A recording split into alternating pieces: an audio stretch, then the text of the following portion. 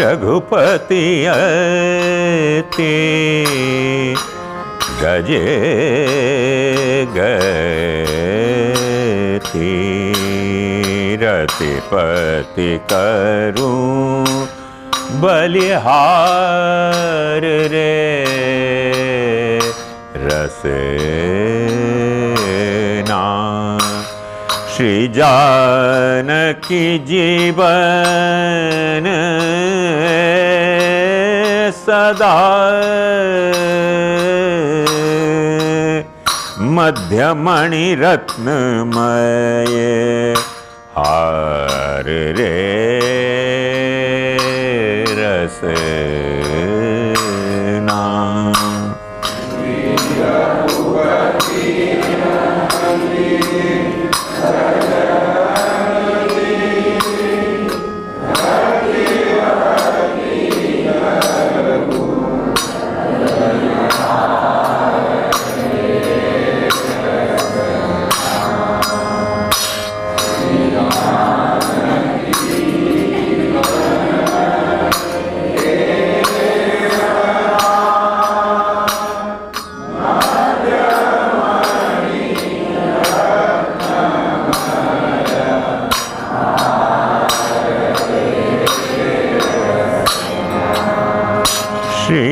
यदुपति जीवन जगत ना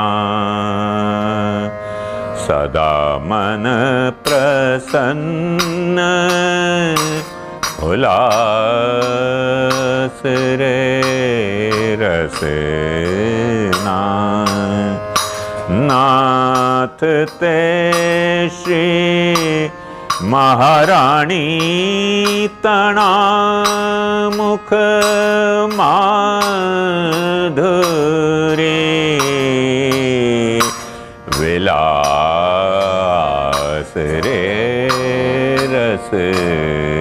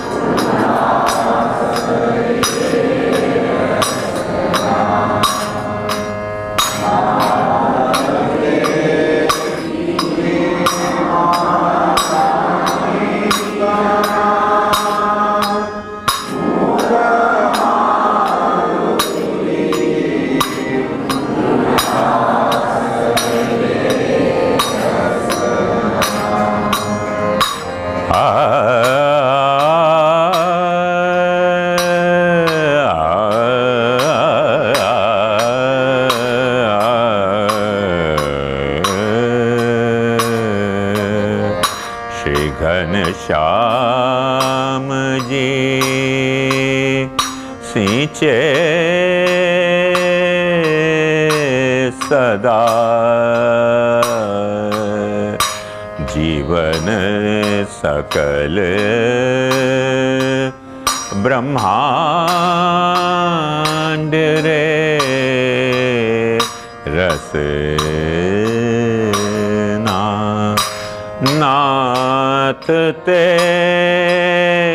कृष्णावती तना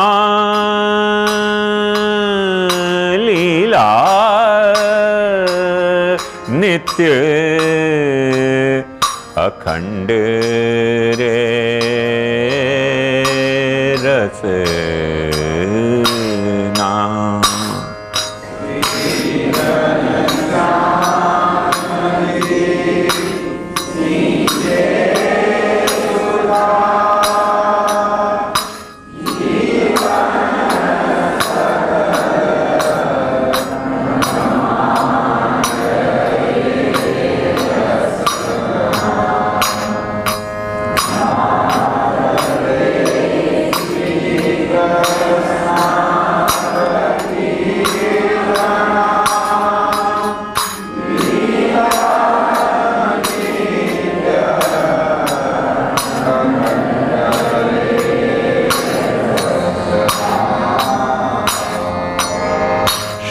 लक्ष्मी सत्य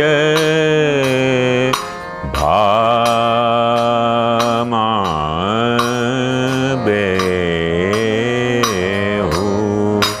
अग्रजनी अनुहार रे रसना।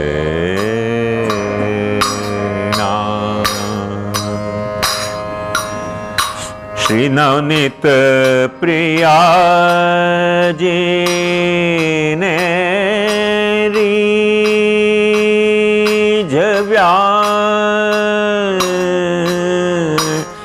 सेव्या विविध प्रकार रे रसना।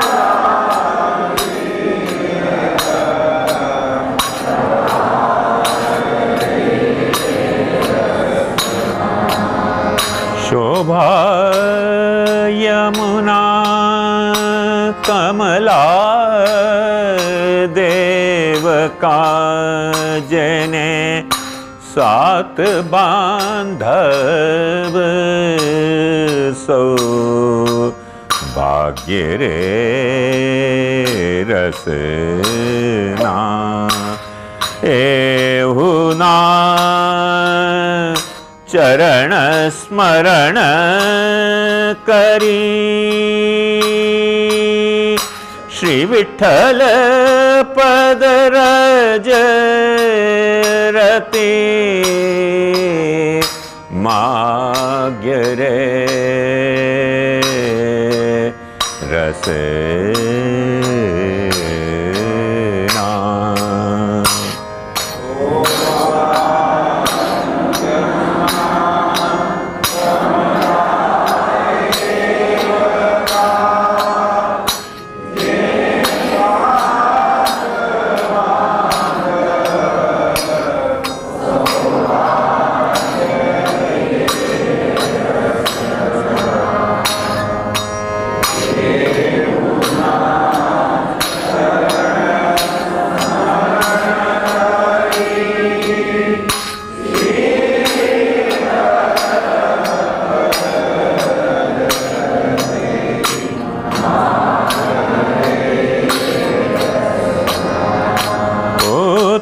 पौत्रादिक सु कहूँ जो तो मुँह माए करे रसना।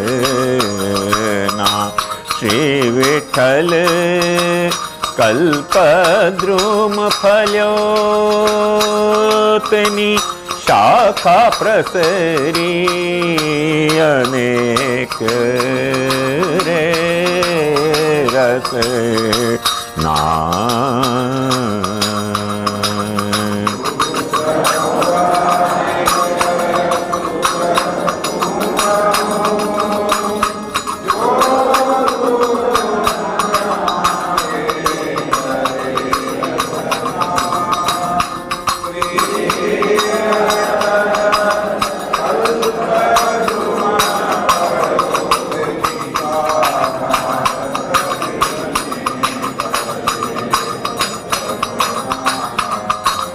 नित्य प्रतिक्षणु क्षणु नित्य प्रतिक्षणु क्षणु नित्य प्रतिक्षणु क्षणु समारिये श्री वल्लभनो परिवार रे रसना।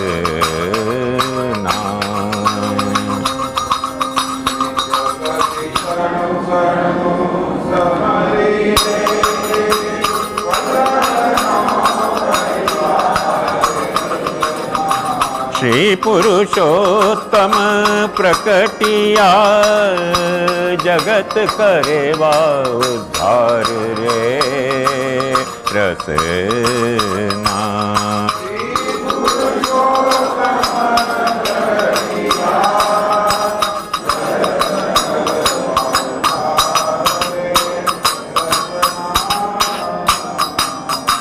नित्य प्रति क्षणु क्षणु समरिये, नित्य प्रति क्षणु क्षणु समरिये।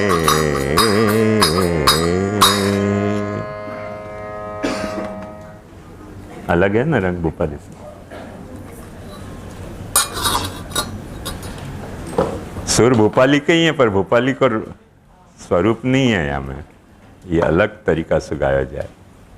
सबके सब वही सुर हैं, एकों बहुश्याम में।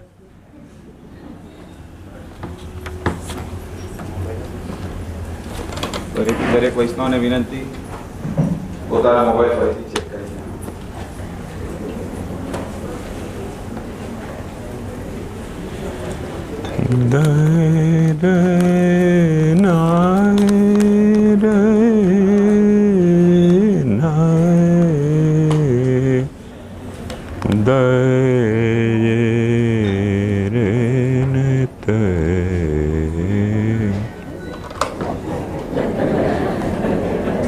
क्या भयो?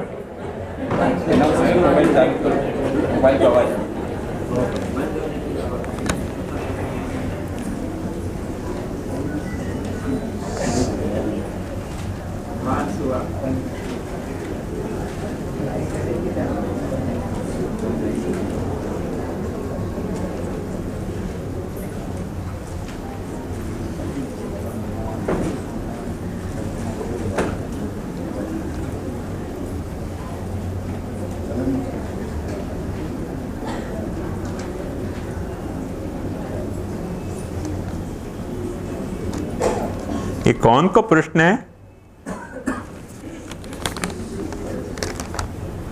काले आपे કહ્યું હતું કે એક દિવસમાં થતી શ્રદ્ધા અંધશ્રદ્ધા છે। कौन को है? अच्छा अच्छा, हाँ।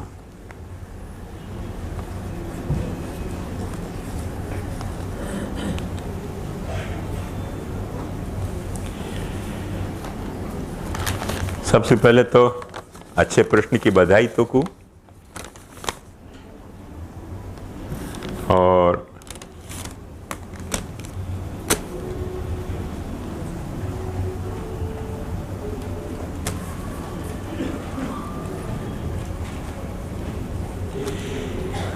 एक दिवस में थती श्रद्धा अंधश्रद्धा छे। आपणे वार्ता में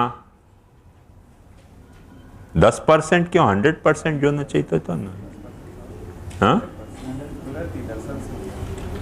हमें 10% तने खोटो लिखो है शायद, शुड बी 100%। जो ये छे कि जीव ने महाप्रभुजी तथा गुसाई जी ने जोवा मात्र थी पोतानु स्वरूप ज्ञान तथा महाप्रभुजी गुसाई जी में श्रद्धानी साथे विश्वास अने निष्ठा थई जती हती। तो आने आप केवी रीते जस्टिफाई करशो? ये तो 100% अंधश्रद्धा नहीं। ब्रेवो।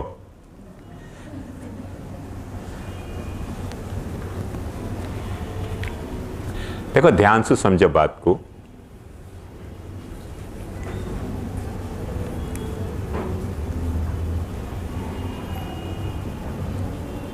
कि चाहे प्रमाण पंथ होए, चाहे प्रमेय पंथ होए, चाहे साधन पंथ होए, चाहे फल पंथ होए, प्रश्न याको है कि वा पंथ सु और वा गंतव्य सु अपनो कमिटमेंट, अपनो एसोसिएशन, अपनो एफिलिएशन कैसो है। यदि स्ट्रॉन्ग नहीं है, जो मैं कल बात समझाना चाह रहा था वो ये थी कि यदि अपनों वा के साथ एफिलिएशन, एसोसिएशन या कमिटमेंट स्ट्रॉन्ग नहीं है और कोई अपन आइडियल कैरेक्टर को सुन लें कि भाई वो ऐसे होते, वो ऐसे होते,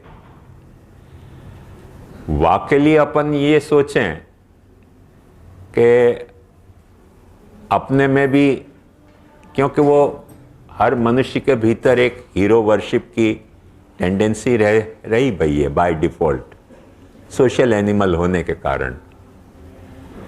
तो अपन ने अपने आप को कोई एक हीरो मान लियो या सुन लियो कि भाई ऐसा हीरो होना चाहिए, और फिर वाकई हिसाब से वो अपन होवे कि नहीं होवे, फिर जो अपन वाकई कॉपी कैट बनने की कोशिश कर रहे हैं, और वाह कॉपी कैट में अपने को एक दिन में ही श्रद्धा भी हो जाए, और एक दिन में ही अपन सोचें कि निष्ठा भी हो गई और विश्वास भी हो गया, वाह बात को मैंने लेके ये कही थी कैसे एक दिन में नहीं हुआ। यह बात को लेकर मैंने नहीं कही थी कि यदि जहां दोनों, जैसे बहुत सारे साइंस के एक्सपेरिमेंट भी अपन पढ़ें तो अपने को पता चले हिस्ट्री कि कुछ एक क्षण में वो खोज लिए गए डिस्कवरी या इन्वेंशन, और कुछ बरसन एक्सपेरिमेंट करने के बाद पता चले। जनरली क्या हुआ है कि जब धांधली अपन कर रहे हैं कोई भी इन्वेंशन की या डिस्कवरी की, तो साइंस की एक डिसिप्लिन है कि वाकू तब तक डिक्लेयर मत करो, या तो और एट ऑल डिक्लेयर कर रहे हो तो वाकू एज ए थियरी मत करो, ऑब्जर्व डेटा के रूप में वाकू को कि भाई ये डेटा ऑब्जर्व किया है, अभी और ऑब्जर्व करेंगे और फॉर सर्टन टाइम तक ऑब्जर्व करेंगे, वाके बाद फिर अब या कुछ थियरी के रूप में एक्सेप्ट करें, तो क्या हुआ है कि वो गड़बड़ घोटाला नहीं हुआ है। मैं अक्सर अपनी एक फनी बात बताता रहा हूं प्रवचन में। वो सिंथोल साबु आतो तो बाकी एडवर्टाइजमेंट में आतो तो वो कौन सो कोई एक पत्तान को हरो रखे वो क्लोरोफिल, वो वहां में डलियो भयो है। तो वासु तुम नहाओगे, वो सिंथोल साबु हरे ही रंग को आतो तो पाछो, और वो हरे रंग को आतो तो करके वहां में ऐसे एडवर्टाइजमेंट में आतो तो पत्ता दिखाते, और वो सिंथोल साबु वापरो तो तुम्हारी चमड़ी भी हरी भरी रहे। अब वो सजेशन एकदम स्ट्रॉन्ग इम्प्रेस्ड हो गया माइंड पे। मन की फिर दूसरे साबु अपने वापरनो, क्यों सिंथोल ही वापरनो, चमड़ी हरी भरी रहनी चाहिए। खैर वहां तक कभी हरकत नहीं आई, फिर वहां को व्यसन हो गया चेतस्तत् प्रणम सेवा होते होते। और फिर ये कि कभी सिंथोल से अब साबु नहाने से नहीं मिले तो चमड़ी में ड्राइनेस आवे। मैंने अपने फैमिली डॉक्टर को कहा भाई क्या लफड़ा है ये, कभी नहीं मिले गांव में सिंथोल तो दूसरा साबु भी वापरना पड़े, तो सचमुच में ड्राइनेस आने लग गई। तो डॉक्टर ने मेरे को कही कि तुम ऐसे ही जा, बहुत चिंता मत करो। मैंने कि देख मैं कल से छोड़ के बताऊं तो को, 5वें 6ठे दिन चमड़ी एकदम ड्राई हो गई। मैंने कि देखो ये भाई के नहीं, और ड्राई मेरे फैमिली डॉक्टर को फिर भी कुछ मेरे पे विश्वास नहीं आया, मुझको लगे कि मैं कोई एक्सेंट्रिक हूं। तो मैंने भी छोड़ी नहीं, मन की अब क्या करना, अब अपन यहाँ में ट्रैप हो गए, वापर तो रहा। अचानक एक साइंस टुडे करके टाइम्स ऑफ इंडिया को पब्लिकेशन आता, तो वहां में एक आर्टिकल आयो रिसर्च को कि यहाँ में जो तत्व है वो क्लोरोफिल से डॉक्टर हाथ धोवे हैं, वो ब्रेन में स्टोर होवे और वो डैमेज करे ब्रेन के टिश्यू को। डर के मारे छोड़ो, कभी फिर हाथ में ड्राइनेस आई नहीं। अब या कुछ श्रद्धा समझनी, अंधश्रद्धा समझनी, कि हिप्नोटिज्म समझनो, कि सेल्फ हिप्नोटिज्म समझनो, तो अब अपन समझ सकें कि पहले उनने कुछ क्लोरोफिल डालियो जाए तो उनने ये डेटा बाहर कर दियो कि यासु ये हो गए। अभी छापा में पढ़ो रोज, पता नहीं कौन बदमाशी कर रहा है, कोई तो बदमाशी करते ही हो गया। हमें एक दिन आवे कि चाय कॉफी पीने से हार्ट अटैक आवे, दूसरे दिन आवे कि चाय कॉफी को थोड़ो घूंट लेने से हार्ट को बहुत तसल्ली मिले। वो चाय कंपनी वाले वाकू कह देते होंगे कि तुम ये डेटा छाप दो, हमने सर्वे किया है। कौन देखने गए हो कि सर्वे कियो कि नहीं कियो? एक दिन आ जाए कि ये हो, दूसरे दिन पाछो कुछ दूसरा रिपोर्ट आ जाए। अब अपन, मेरे तो एक दोस्त जाकू काफी बहुत अच्छी लगती थी, मैंने अभी 2 साल पहले यहाँ अपने सेमिनार में आयो तो मैंने वाकू कहा मन की देखो काफी तुम पियो, तुमको अच्छी लगे मेरे यहाँ पियो, मुझको भी काफी को शौक है। उनकी नहीं गोस्वामी, हार्ट टिक टिक टिक टिक होता है कॉफी पीने से, रहने दो, उनकी चाय पियो। अब मैंने तो कही मेरे तो कभी हार्ट टिक टिक नहीं हुआ है। अब कोई पढ़ लियो गवाने कि कॉफी पीने से हार्ट टिक टिक टिक टिक टिक टिक हुआ है। आदमी शिकार है, कोई शिकार है, कोई नहीं शिकार हुआ है।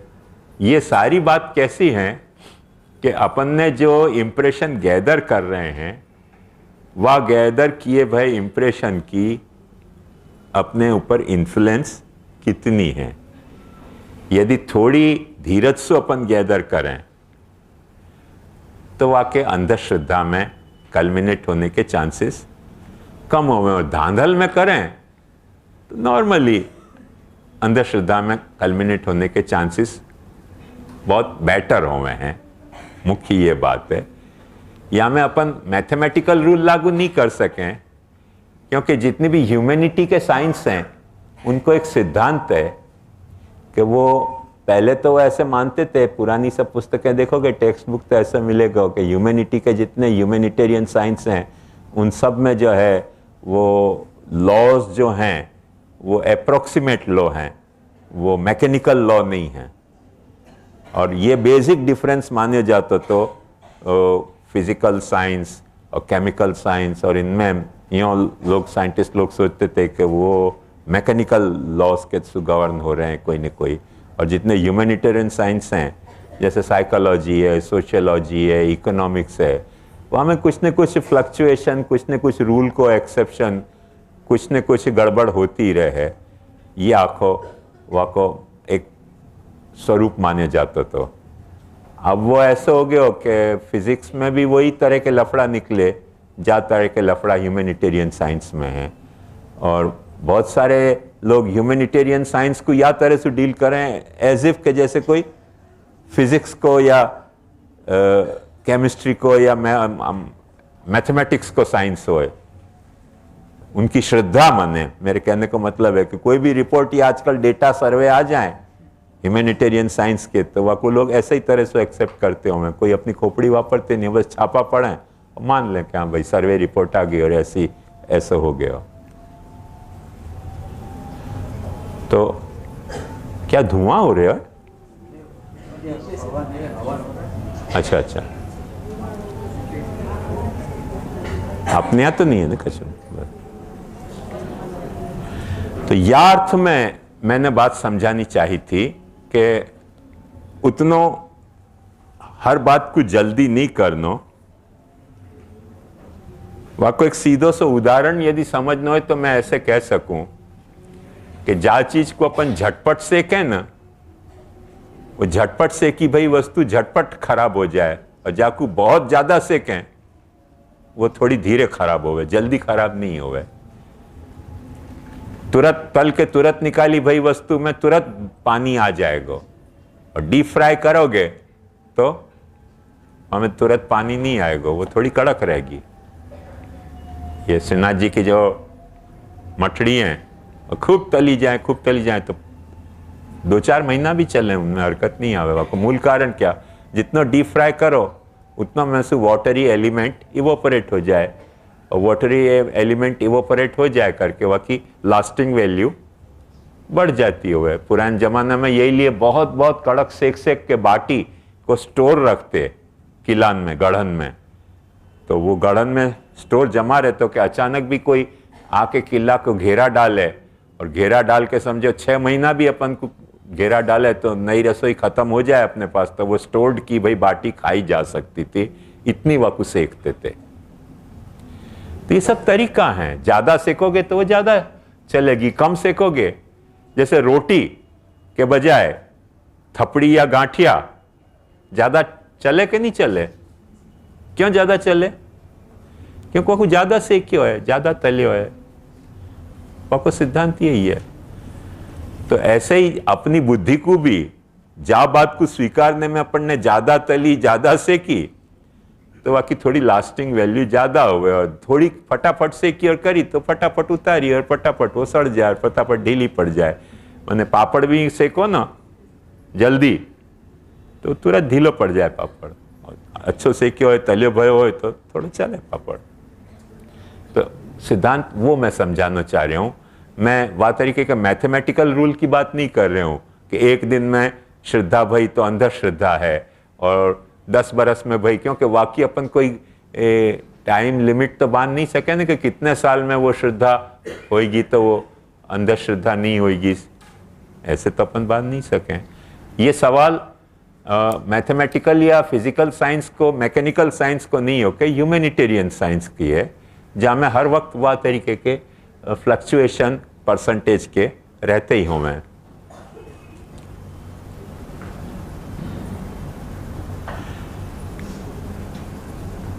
ગુસાઈજીએ ગોપાલદાસને વાચા આપી બોલતા કર્યા, આને આપણે અન્યથા કરતું સામર્થ્ય કેમ ન સમજી શક્યા? અરે જે સમજવો એ સમજો, એમાં મને શું આપત્તિ હોય?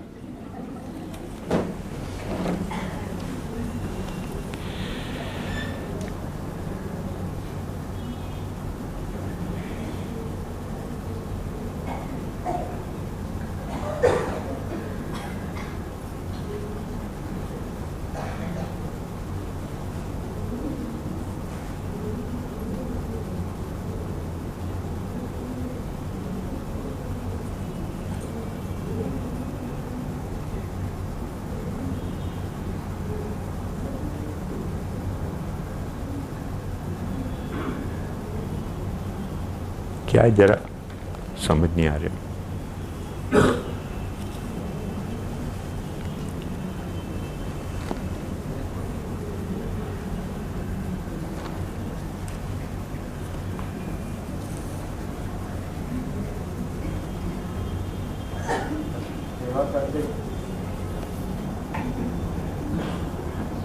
सेवा करते हुए महाप्रभु जी की आईसाइट ऐसी थी कि हमें ब्रह्म की सेवा कर रहे हैं वो ब्रह्म, जासू कर रहे हैं वो भी ब्रह्म। ये बात तो सही है। आपने आज्ञा करी थी ऐसी दृष्टि अपन को सेवा करते हुए रखे तो वो निर्गुण भक्ति हो जाए, पर यह सोच अगर दृढ़ हो गई तो लीला को अनुसंधान कैसे रहेगा?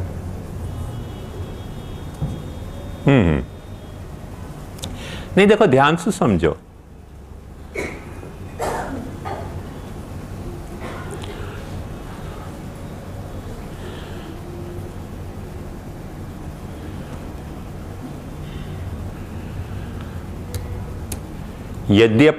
यद्यपि अपन ब्रह्मलीला या परमात्मा लीला ऐसा शब्द बहुत कम वापरे हैं, कभी कभार कोई वापरे है भूल चूक सो। जब भी शब्द वापरे तो भगवत लीला शब्द ज़्यादा वापरो जाए। प्रभु की लीला, भगवान की लीला, कृष्ण की लीला, ब्रह्म की लीला या परमात्मा की लीला, ऐसे शब्द कभी कभार कोई वापरे हैं छूट, लिबर्टी लेके। पर ध्यान से समझने की हम एक बात है कि इफ एट ऑल सच्चे अर्थ में लीला को लेना हो और सच्चे अर्थ में भगवान को लेना हो, तो शायद जस्ट पॉसिबल है कि भगवान की लीला हो सके या नहीं भी हो सके। लीला यदि इफ एट ऑल होवे तो ब्रह्म की ही हो सके। वह को कारण क्या? वह को कारण यह है कि भगवान को मतलब क्या, जहाँ ऐश्वर्य है, वीर्य है, स्वाभाविक और अपरिच्छिन्न। तो ऐश्वर्य, वीर्य, यश, श्री, ज्ञान, वैराग्य जहाँ अपरिच्छिन्न स्वाभाविक हैं, असीमित स्वाभाविक हैं, वाकु अपन भगवान के हैं। अब वाकु यदि अपन भगवान के हैं तो वाकु लीला विहारी होना जरूरी नहीं है। वो अपनी भगवत्ता में के कारण कहीं न कहीं अपने ऐश्वर्य को प्रकट करेगो, आनंद को प्रकट करने के बजाय कहीं न कहीं वीर्य प्रकट करेगो, ऐश्वर्य वीर कहीं न कहीं अपने यश प्रकट करने के कोई काम करेगो, कभी कोई श्री प्रकट करने को काम करेगो, कभी कोई ज्ञान प्रकट करने को काम करेगो।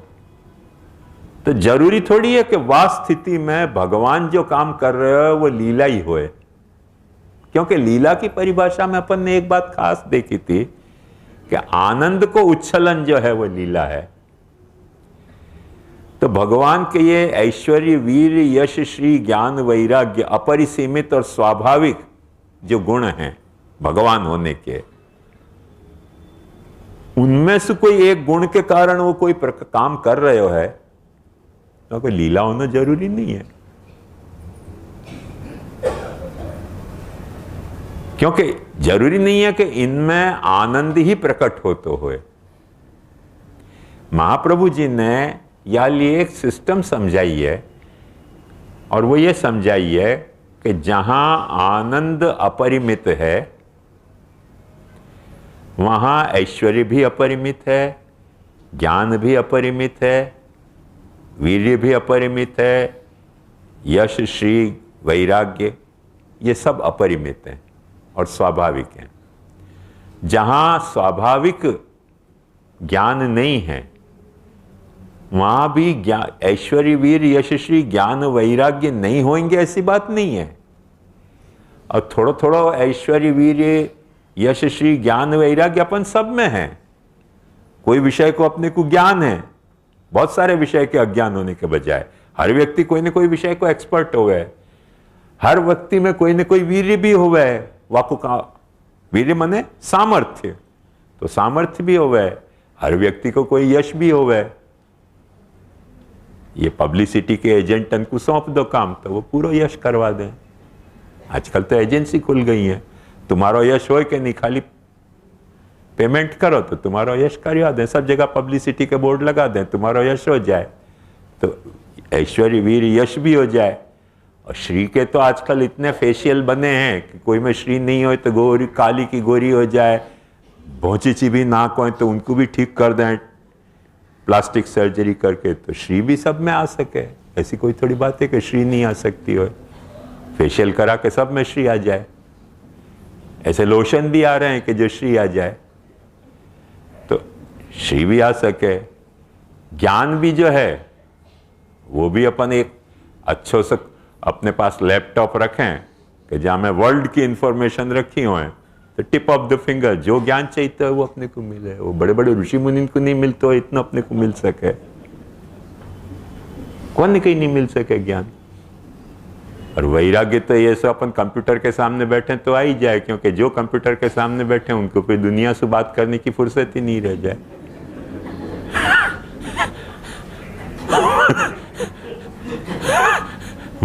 मैंने लोग यहां तक कहें कि वो पत्नी से भी बात करनी हो तो फेसबुक पे करें, साथ फेस टू फेस नहीं करें, फेसबुक पे बात करें। तो कंप्यूटर में तो वैराग्य आ ही जाए, तो वो अपन भी भगवान है, भगवान अपन हो सके। पर ये सब जो भगवत्ता अपने में आ रही है वो आनंद के उच्छलन के नहीं आ रही है, कोई न कोई प्रेशर अपने ऊपर ऐसा आ गया है ग्लोबलाइजेशन को कि वह ग्लोबलाइजेशन के प्रेशर में अपन ये सारे गुण एक्वायर नहीं करेंगे तो बधा ले गया और हमें रह गया हो जाएगा, करके अपने को एक्वायर करना पड़े। तो अपन को आर्टिफिशियली भगवान बनना पड़े है। वो आर्टिफिशियली भगवान बन जाने के कारण अपन के काम लीला सिद्ध नहीं होंगे।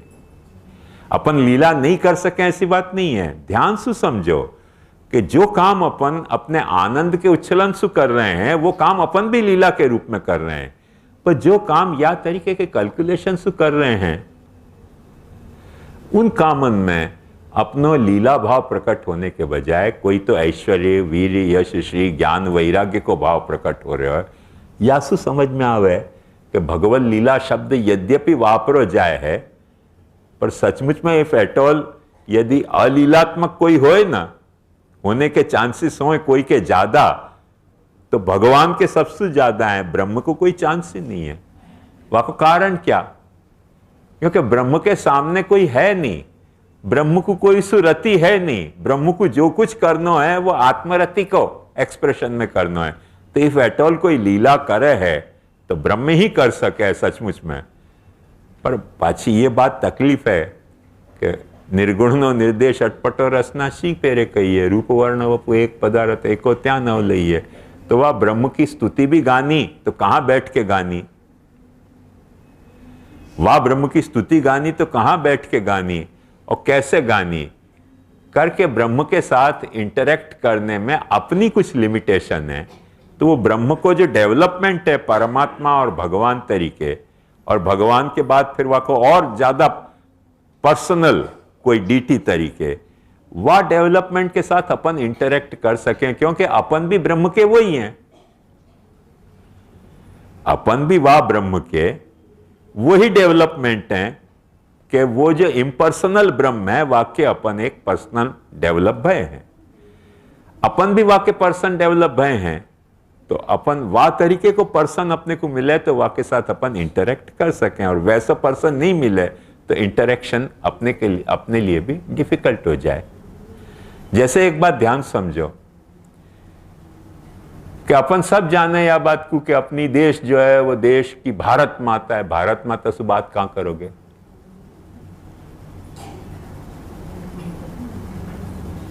कहां बात करवे जाओगे? कौन सी जगह वाके कान है? वो भारत माता के हाथ कहां हैं? भारत माता को कि मां आशीर्वाद दे दे तो कौन से हाथ से आशीर्वाद देगी? अपने को पता ही नहीं है कि कहां वाके कान है, कहां वाकी आंख है, कहां जाके खड़े हो तो वाकी निगाह में अपन आएंगे। भारत माता तो मान रहे हैं ना, तो अपन क्या सोनिया माता को पकड़ लें कि चलो भाई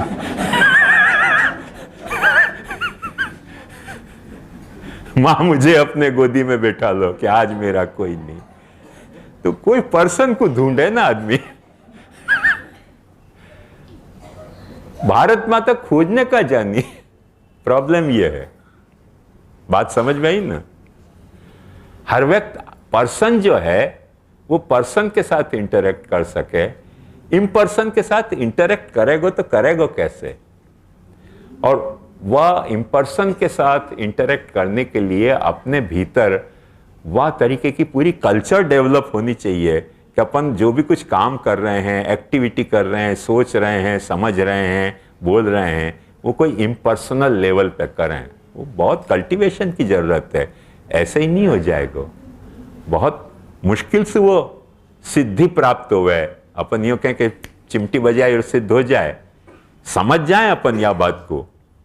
समझने के बाद भी देखो एक बात ध्यान समझो, 26 जनवरी आवे, एक डंडा पे झंडा गाड़ के अपने को भारत माता को सलाम करना पड़े, तो भारत माता को कपड़ा पे सलाम करना कि भूमि पे सलाम करना? कोई एक पर्सन या फिगर अपने को खड़ो करना पड़े सलाम करने के लिए। भारत माता को यूं क्यों नहीं सलाम करें? भारत माता नीचे के झंडा में, भाई भारत माता को भी सलाम करना होगा तो एक झंडा फहराना पड़ेगा, वहां को सलाम करनी पड़ेगी जनगण मन अधिनायक करके। नीचे कहां सलाम करें? कुछ पता ही नहीं चले ना। बहुत कम व्यक्ति को समझ में आवे। खान अब्दुल गफ्फार खान जब हिंदुस्तान लैंड कियो तब मुझको बहुत उनको थ्रिलिंग वो बात लगे है, क्योंकि गांधी जी के साथ उनने पूरा सत्याग्रह किया तो अंग्रेजन के विरुद्ध। पूरा सत्याग्रह करने के बाद कांग्रेसी ने उनको दगा दे दियो। उनने पूरे भारत के स्वतंत्रता के लिए सत्याग्रह किए तो, और उनकी पख्तून की पूरी टोली वाह बात की वो थी कामिल थी। उनसे पूछे बिना पाकिस्तान बना के उनको पख्तूनिस्तान को पाकिस्तान में पार्ट मान लियो। वो आज तक उनके नहीं बन रही है। जब उनने पख्तूनिस्तान की मांग करी तो पाकिस्तान सरकार ने उनको जेल में भर दियो। बरसन बेचारो जेल में रहो गरीब। जब पहली बार छूटे और भारत आयो तो दिल्ली एयरपोर्ट पे उतरते ही सबसे पहले मैंने जमीन को चूमियो या जमीन को स्वतंत्र करने के लिए मैंने इतनी स्ट्रगल करी थी, और जितने प्रेस रिपोर्टर थे उनको उन्होंने कहा कि तुम लोगों ने, हिंदुस्तानी ने हमको दगा दिया है। हमने या जमीन के लिए हमने स्वतंत्रता को संग्राम लड़े तो, और जब तुमको स्वतंत्रता मिली तब तुमने हमारा ख्याल ही नहीं रखे हो। ये खान अब्दुल गफ्फार खां के वर्ड थे कि तुमने हमको दगा दिया है, तुम लोग दगाबाज हो, तुम दगाबाज हो, जमीन दगाबाज नहीं है करके एयरप्लेन में से उतरते ही सबसे पहले मैंने जमीन को किस करी हो। बैक्टीरिया मुंह में घुस जाएंगे, जर्म्स लग जाएंगे, कोई विचार नहीं। स्नेक ऐसी चीज है, वहां को एक प्रमाण है कि कोई विचार नहीं, तुरंत उतरते ही प्लेन से पहले जमीन को किस करी। या जमी के लिए मैंने स्ट्रगल किया, या जमी के लिए मैं इतने दिन जेल में रहे हो, और जब तुमको स्वतंत्रता मिली तुम दगा देकर भग गए हमको सब। फेस पे कही सबके, बाकू कौन के बाप की पड़ी थी। तो एक बात समझो अपन के, खान अब्दुल गफ्फार खान जैसो चाहिए हो, जमीन को प्यार करने वालों, बाकी कुर्सी को प्यार करने वाले तो अपन सब हैं। वो खान अब्दुल गफ्फार खां या जमीन को प्यार करने वालों तो उतनी गट्स कौन में है, कोई में नहीं है। वह जमीन पर रखी भाई कुर्सी को, ऑफिस को सब लोग प्यार करेंगे। कोई बिरले खान अब्दुल गफ्फार खां हो सके कि जो उतरते ही उनको स्पॉन्टेनियस या तरीके को रिस्पॉन्स आवे कि अच्छा ये वो जमीन है कि जाके लिए मैंने इतने साल स्ट्रगल कर ली, और पहली बार मुझको पाछे वापे कदम धरने मिले। उसे कदम धरने के साथ ही वाने या जमीन को चूम्यो। इतना कौन में भाव आवे, बहुत मुश्किल है, बहुत मुश्किल है ये भाव होना। जो देशभक्त को माने दंभ करते होंगे या सचमुच में अहंकार रखते होंगे या देशभक्त को सचमुच में देशभक्ति से सफर करते होंगे, उनको भी इतना भाव आना बहुत मुश्किल है। तो वहां का मूल कारण यह है कि भूमि जो है वो इम्पर्सनल है, भूमि इम्पर्सनल है, और अपन हर वक्त पर्सन होने के कारण, फिगर होने के कारण अपन फिगर खोजते हुए। बाकी सबसे बड़ी खासियत ये देखो कि अपने ज्ञान में, ज्ञान अपने को कभी भी कोई भी आइकॉन के बिना नहीं होगा। कंप्यूटर, ये मोबाइल को या कंप्यूटर को हर वक्त अपने को आइकॉन चाहिए। क्यों? अपनी आंखें जो है ना, फिगर जो है वाकई आंखें हैं, और वो आंखें फिगर ही खोजती हूं मैं। यानी घंटा भर में यहां रहूं ना कोई विषय, वो आपको समझ नहीं आएगा। एक फिगर बना दूं ना, तुरंत सबको क्या फील हो कि हाँ बराबर, आप समझ में आ गए हो। क्योंकि अपन खुद फिगर हैं, अपनी आंखें फिगर खोज रही हैं। ये होना बहुत मुश्किल है कि बिना कोई फिगरेटिव मोड के अपन नॉलेज को नॉलेज के रूप में शुद्ध समझ सकें, या कोई ऑब्जेक्ट को ऑब्जेक्ट के रूप में बिना कोई फिगर के समझ सकें। वो कोई बिरलो ही समझ सके, हर व्यक्ति नहीं समझ सके। या लिए ब्रह्म की अपन बात भी करते हो ना कि लीला, कोई के कुछ समझ नहीं आएगा कि लीला है कि नहीं। क्योंकि वो ब्रह्म को मतलब है कि जाको कहीं भी कंपार्टमेंट नहीं है। अब जाको कंपार्टमेंट नहीं है, वहां को फिगर नहीं है, जाको फिगर नहीं है, वहां के साथ अपन इंटरेक्ट नहीं कर पावे, करके अपने को फिर वो कर तो भी हो लीला ना। उन महाप्रभु जी जैसे को समझ आवे कि हाँ ये लीला सब ब्रह्म की है। बाकी औसतन आदमी को ब्रह्म लीला नहीं समझ में आवे। यदि लीला समझानी है तो कोई भगवान या कोई अवतार वाके सामने दिखाना पड़ेगा कि देख ये भगवान, ये अवतार, या की लीला, फिर सबको समझ में आ जाए। ब्रह्म की लीला को न खोपड़ी खाली हो जाए अपनी किसी। क्या बात कर रहे हैं, ब्रह्म के साथ लीला को क्या संबंध? आदमी, क्योंकि आदमी की जो ब्रेन को कॉन्स्टिट्यूशन है, माइंड को कॉन्स्टिट्यूशन है, वो फिगर के साथ इंटरेक्ट करने के लिए बने हैं। करके जहां भी नॉन फिगरेटिव कोई बात आ गई ना, ब्रेन थोड़ा सुस्त हो जाए, वो को लगे कुछ क्या लफड़ा है अपने ये भाषा मेरी नहीं है, ब्रेन ऐसे समझ जाए। और जब भी कोई फिगर अपन ने प्रपोज कियो तुरंत ब्रेन अलर्ट हो जाए, तुरंत ब्रेन इंटरेक्ट करते हो जाए, वो आप देख लो, कंप्यूटर पे देख लो, मोबाइल पे देख लो, अक्षर लिखो होए और आइकॉन दियो होए, अपन क्या चुनेंगे? आइकॉन पहले चुनेंगे, अक्षर बाद में चुनेंगे। अक्सर ऐसे हो गए। ये जो रोड की साइन में भी पूरी इंस्ट्रक्शन लिखी भई हो गए, दाएं मुड़ो बाएं मुड़ो, अपनी आंख देखना नहीं चाहे, एरो बना दियो है ना, यो स्कूल को कोई आइकॉन बना दियो तो ड्राइवर को तुरंत समझ में आवे कि हाँ ये ऐसे गाड़ी चलानी है। क्यों? मूल कारण कि अपन खुद फिगर हैं।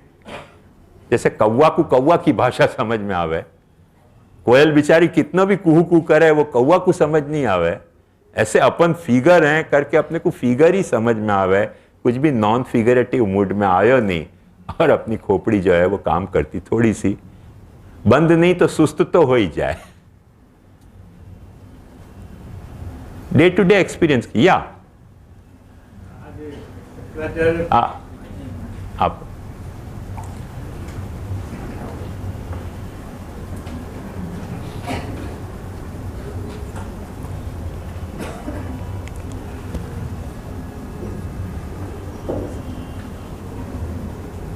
જે વાત કરી રહ્યા છો તે સંદર્ભમાં જો શંકરાચાર્યને પરબ્રહ્મ ને અપરબ્રહ્મના જે ડિસ્ટિંક્શન્સ કરે છે તો આ વાત ત્યાં એ રીતે જ આવી જાય.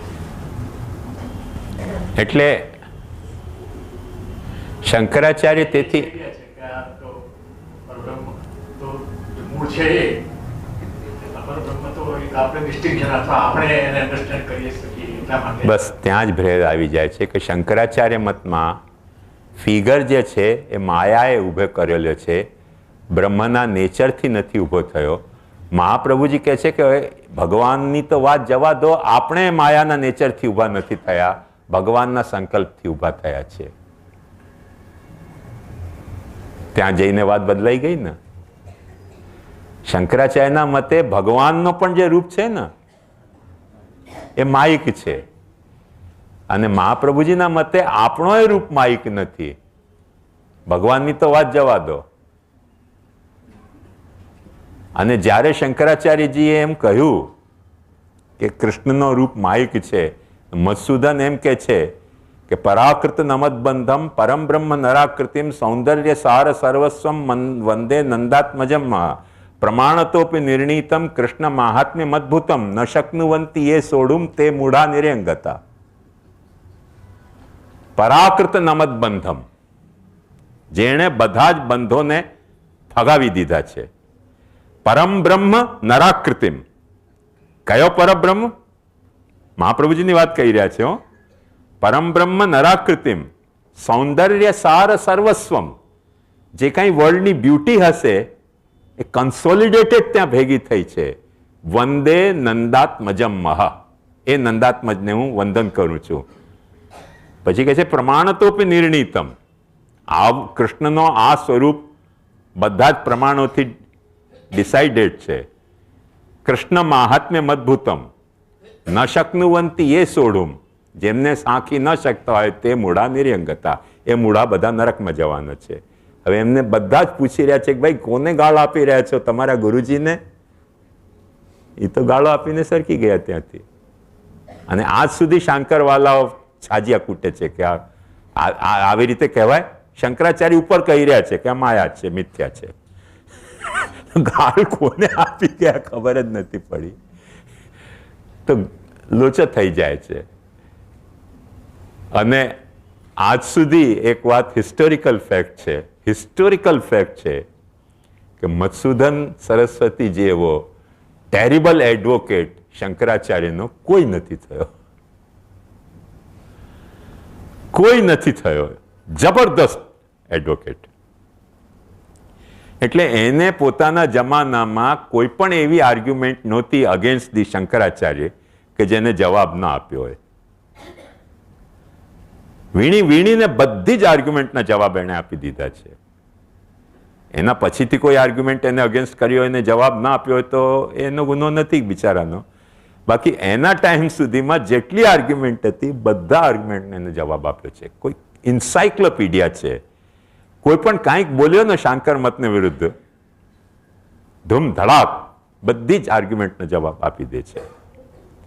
પાછો કૃષ્ણ એની વીકનેસ છે, શું કરીએ? એમાં પોતાના ગુરુને ગાળો આપી દે છે. એટલે ડિવાઇડેડ લોયલ્ટી છે એની.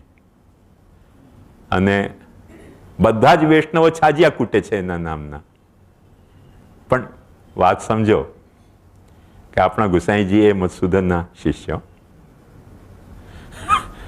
એની પાસે ભણવા જતા હતા ગુસાઈજી. કેમ કે એ અડેલમાં જ રહેતો હતો, પ્રયાગમાં સામે કાંઠે. મહાપ્રભુજી ગુસાઈજી એની પાસે ભણવા મોકલતા હતા કે જાઓ ભણો.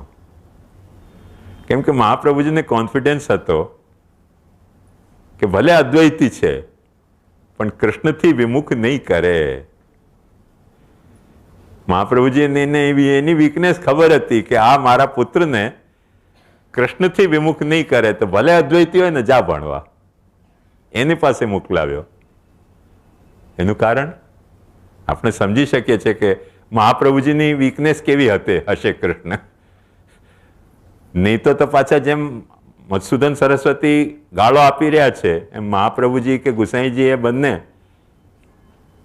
ટોપલા ભરી ભરીને ગાળો આપી છે માયાવાદને. ટોપલા ભરી ભરીને ગાળો આપી છે, પણ પાછા ભણવા પોતાના પુત્રને ત્યાં જ મોકલાવ્યો.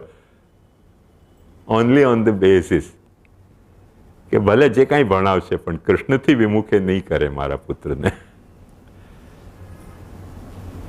અને એનો આપણે સ્પષ્ટ પ્રમાણ જોઈ રહ્યા છે કે મધુસૂદનની જેમ આખું આમ જ ગરજીને કહી રહ્યા છે ગુસાઈજી કે યશોદોત્સંગ લલિતમ પરમ જાનિતમ પરમમ તત્વમ યશોદોત્સંગ લાલિતમ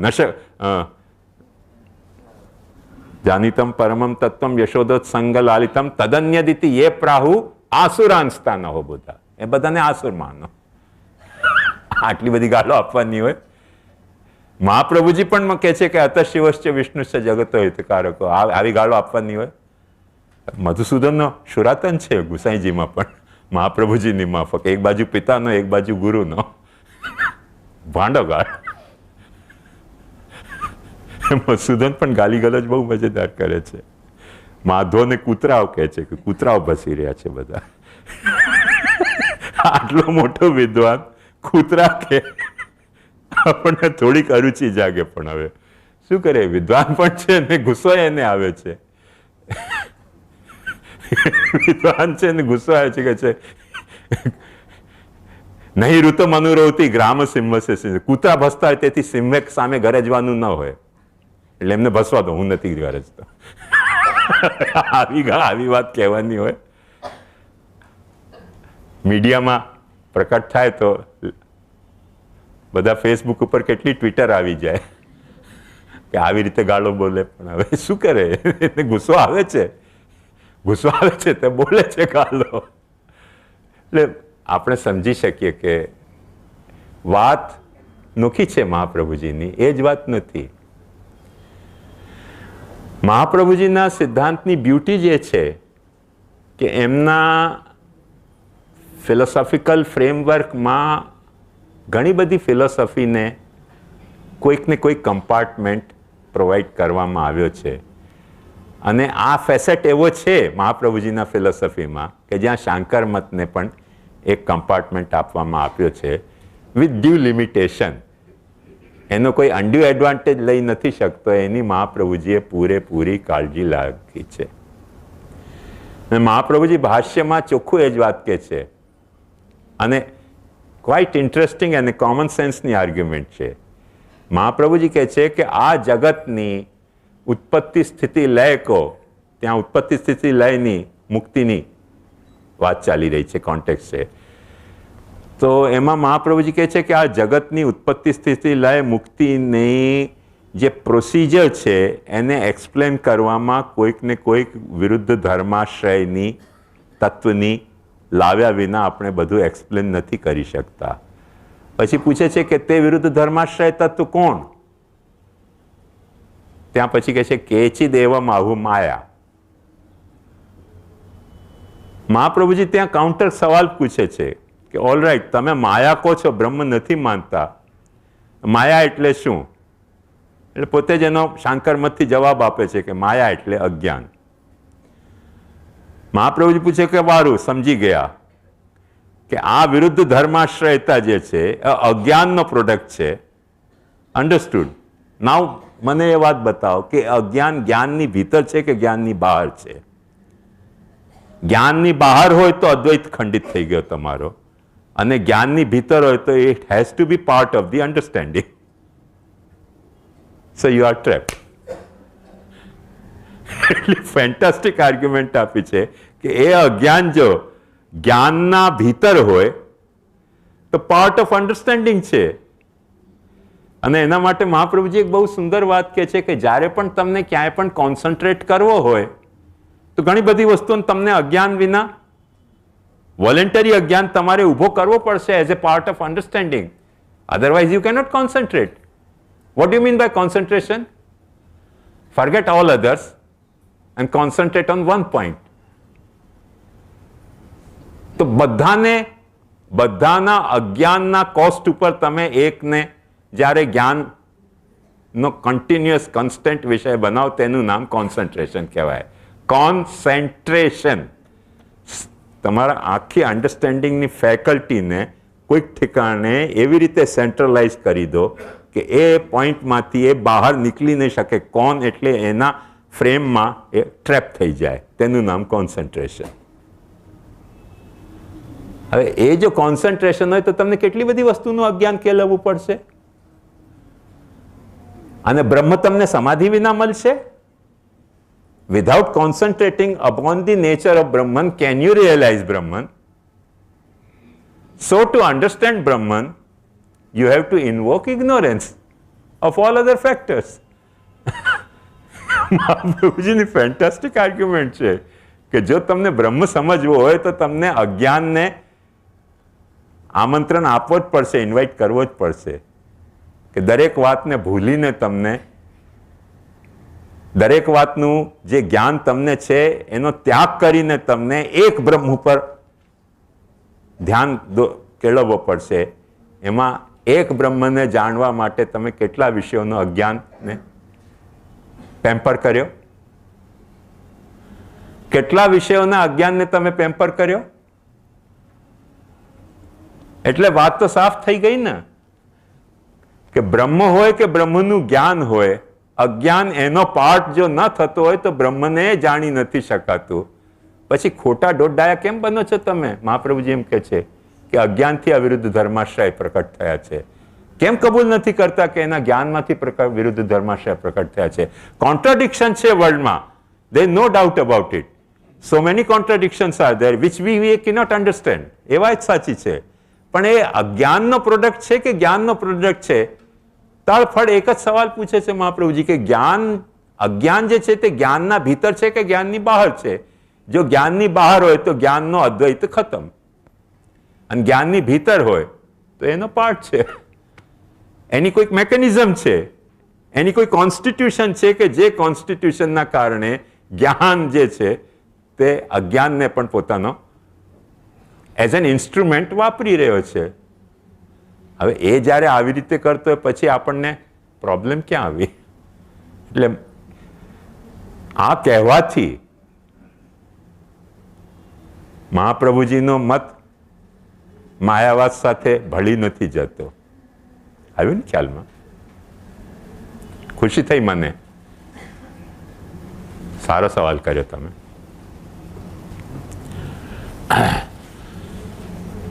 દેખો, ધ્યાન શું સમજો.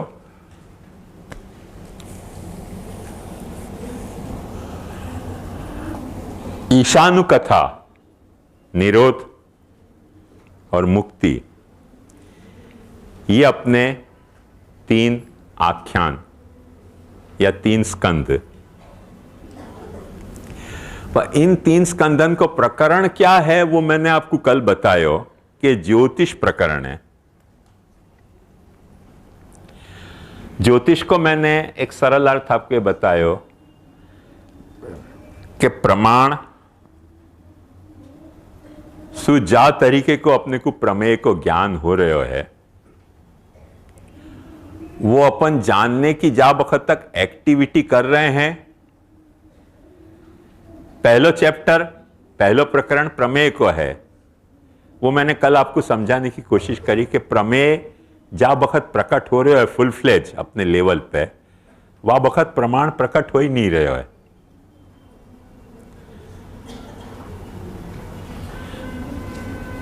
वह प्रमेय के फुल फ्लेज प्रकट होने की प्रक्रिया में प्रमाण प्रकट हो गए हैं, क्योंकि प्रमेय अपने पूरी, जैसे एक फूल पैदा हुए पेड़ पे, तो सबसे पहले कली की तरह पैदा हुए ना, वह कली के तरह पैदा भय फूल पे न तो वह के रंग पूरी तरह से अपने को दिखलाई देते हुए, न पूरा जो है वो वह को सुगंध दिखलाई देती हुए, कुछ हुए है प्रमेय के रूप